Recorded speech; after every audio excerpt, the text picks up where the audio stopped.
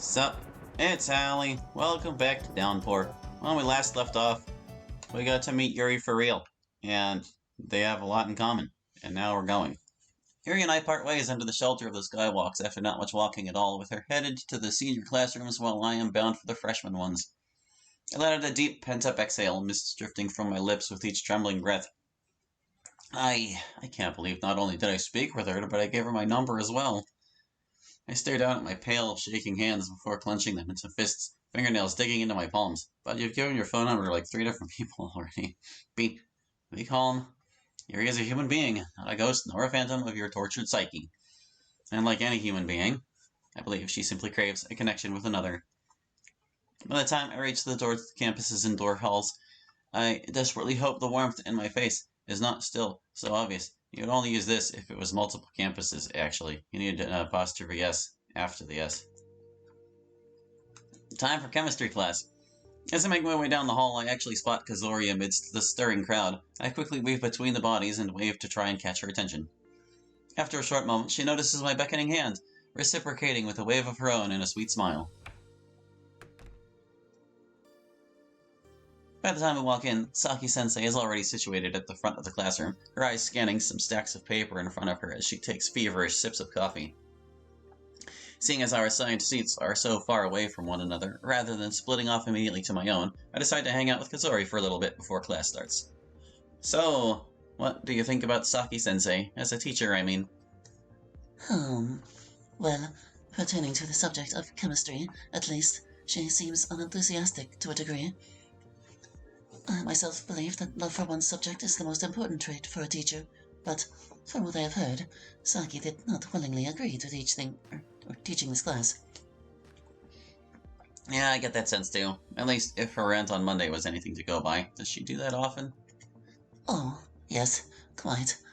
At first, it made me anxious, because she was speaking so quickly that I could neither tell what she was saying, nor was it relevant to the class.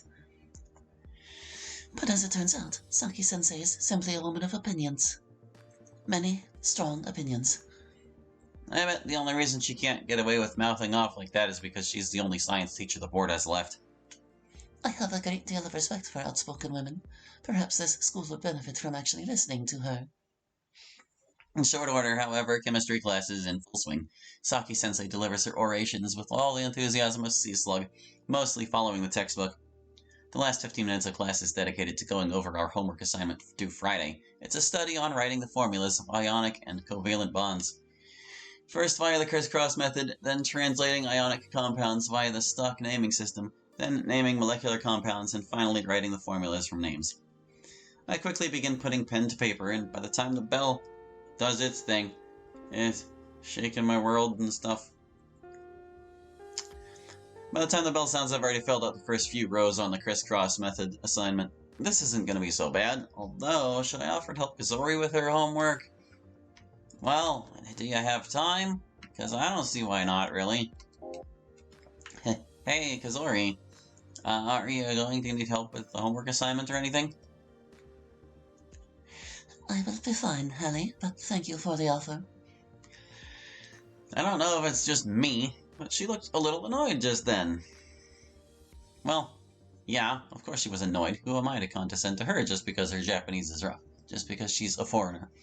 Here I am, always blubbering about being an outsider when I treat others the exact same way. Stupid, stupid, stupid. Kazori is shortly out the door and out of sight. Guess I should follow suit. Oh gosh, didn't mean to piss her off. I was just like, hey, maybe we can spend more time with her. My last class of the day is English, which means it's time I hustled on over to the western wing of the campus. At least now I know someone from that class. He seemed awfully impressed by my performance last time. Wonder if he's any good himself. As I begin making my way down the bustling halls, however, my phone explodes again. Ah, of course. It's from Yuri. My phone. Where?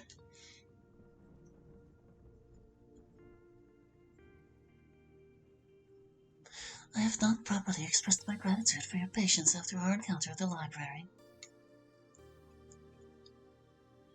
So thank you. Thank you for indulging my ramblings. Is this girl for real right now? I'm the one who should be thanking her. No thanks necessary. I'm grateful myself that you saw fit to lend me your time. Some time passes before her next message.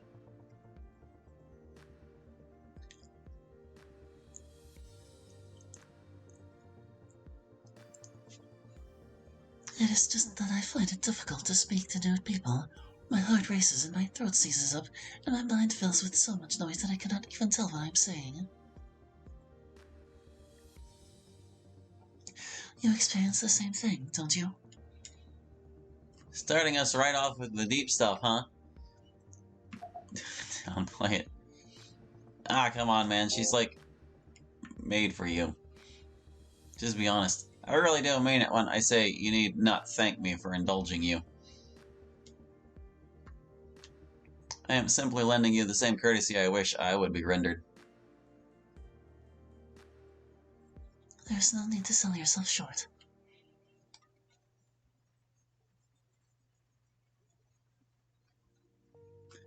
While most students at this school spend their lunchtime with their friends or lovers, you choose to do so at the library. Reading a novel that deviates quite far from the mainstream, might I add. This is why I believed we may relate in more ways than one, Hallie. We really are so very alike. Seems books aren't the only thing she's good at reading.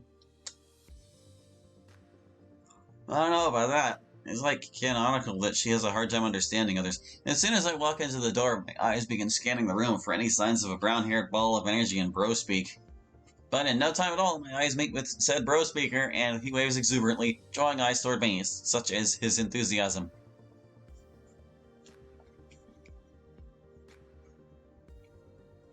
I forget what voice that we had. Was this the croaky lady? The interpretation suggests the perversion of marital roles. The devotion of the wife is depicted as positive, while the rule of the husband is negative. Or wait, was that the technology class? Yeah, whatever. Hallie, can you read aloud the passage on page 108? Oh. Yes, teacher. I rise from my seat and see the expectant eyes of the classroom fall upon me. Better just try and focus completely on the book. Hello, book. It's in Japanese. None of the rest of the text was in Japanese, even though they were implied to be speaking it. Why? Silence grips the classroom for a beat after I finish. I simply seat myself once more, staring down at the desk, not wanting to meet everyone's peering eyes with mine. Amazing. Incredible as always, Hallie. My eyes remain cast downwards, but there's no hiding from what my ears can perceive. The murmuring and sneering. I don't get his faux pas. Whatever. Like, I guess he read it in the other language. That's it for today's classes. As I pack up my things, Izumi quickly appears at my side, with a big stupid grin on his face. Dude, you were awesome. Again. Come on. You don't need to flatter me. Okay. Clearly my gushing makes you uncomfortable, so I'll stop. But still, you could be like, become a teacher or something. Heck, you're even better than our own teacher. Heh. Maybe, Izumi. Maybe. Assuming I'll ever make it out of my teenage years. And that's kind of up to you. Surprisingly, Izumi and I managed to walk down the halls together without him being mobbed by his soccer team pals this time. He's still pretty hard to keep up with, both physically and socially, but it's actually pretty pleasant letting him do all the talking. At the very least, he doesn't seem to expect much out of me aside from the occasional question or acknowledgement. And I was like, man, that is not how you use a blender. Like, I was surprised the thing was still functioning. I chuckled politely as I turned the locker key, retrieved my shoes, and put away my school supplies. Anyway, dude, you need to join a club soon. The school's not going to tolerate you being part of the go-home club for long. What about you? Shouldn't you be at your club right now? Well, the soccer team fulfills that requirement, but as you might guess, more words were being said, Natsuki. We haven't been... Hallie, there you are, slowpoke. And who's this? Oh, sorry, this is Izumi. He's my classmate in English. Izumi, this is Natsuki. My home ec classmate. Okay, so they've got just the English and the Japanese flip-flopped for purposes of the mod. But yeah, I understand. Great to meet you, Natsuki.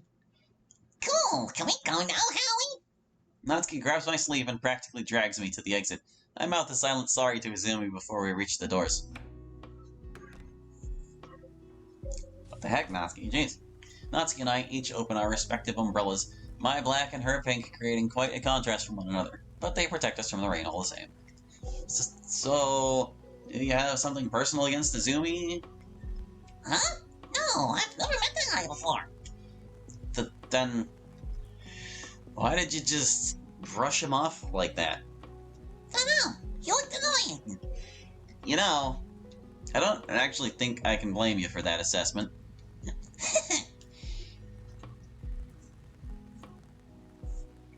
You're a freshman like me, aren't you, Natsuki?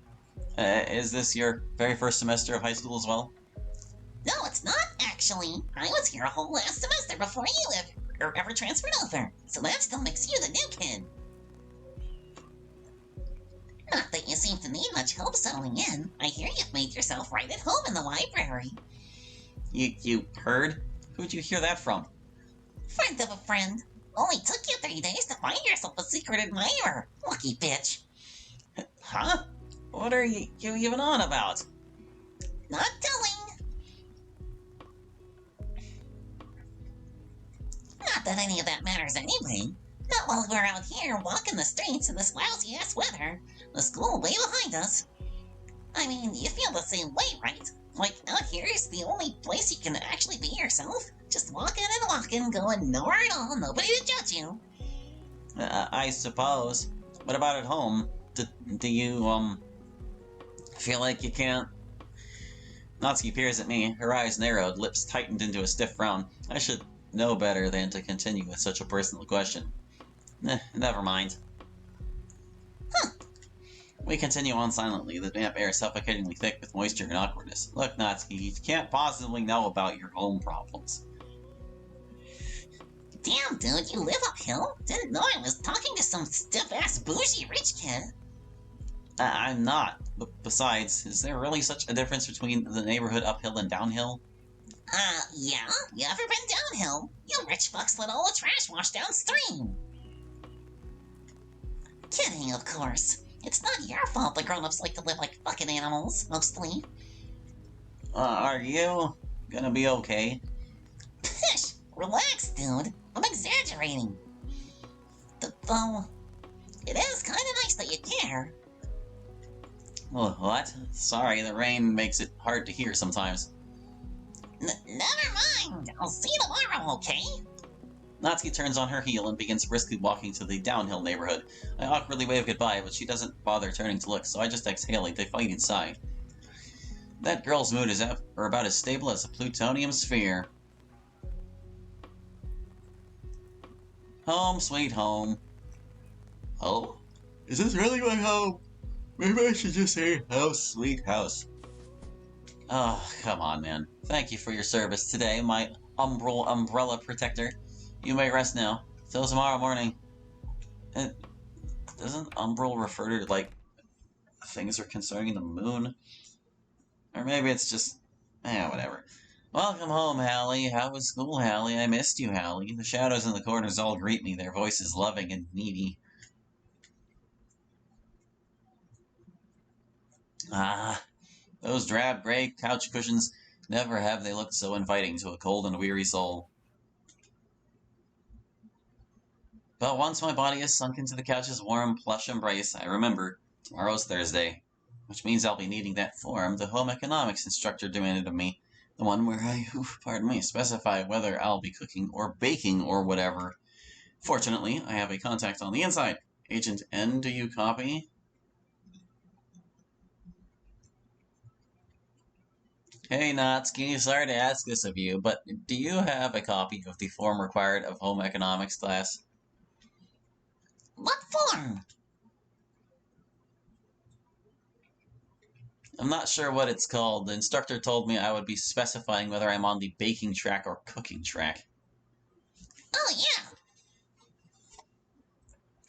They should have sent an email with the PDF, but here it is. Attachment. HE full class form copy.pdf. Thank you, Natsuki. You're a lifesaver. You're gonna go with baking, right? That's the plan. Awesome. You're stuck with me for the rest of the semester now, fucko. 4 months, kid. It have you for 4 months. Looking forward to every day of it. Fuck yeah, that's the spirit. I'm lucky to know someone like Natsuki. She seems like a real ride or die type of friend. Thanks to her, I can print this form out before class tomorrow. I stare up at the ceiling, my arm drooping off the front of the couch, and feel my phone slide out of my palm and gently settle on the wooden floor. Even my hunger pangs are beginning to dull as consciousness fades. Gentle slumber is all this body of mine craves at this very moment. Oh, tuckered out, man. I didn't even do anything all day. I guess I don't know how long his walk to and from school might be. Something broke my window. What in the goddamn... Oh, shit. Something cracked the absolute fuck out of that window. Probably some random debris blown in the wind, unless... somebody threw something. It'd be smart to at least make sure the coast is clear. Don't get slashed by the slasher. I don't bother putting my shoes on. I'm not planning on actually stepping outside. That's the worst thing I could possibly do if there's an axe murderer waiting. The door is unlocked, the cold knob twisting easily in my hand before I gently push open. Push open, yeah. The cold darkness of the night greets me, along with the never-ending rain that falls in relentless buckets as always, their clouds smothering any and all moonlight. There's no suggestion of any figures out here, sinister or otherwise. The only time I can see anything at all is when flickering lightning flashes across the sky. Hello? I call out, to no answer but the howl of the wind, dirge of the rain, and roar of the thunder. My shivering breaths float as drifting mist in front of my lips. I hug my arms tight around my torso, shuddering at creeping cold that probes at my bare hands and feet.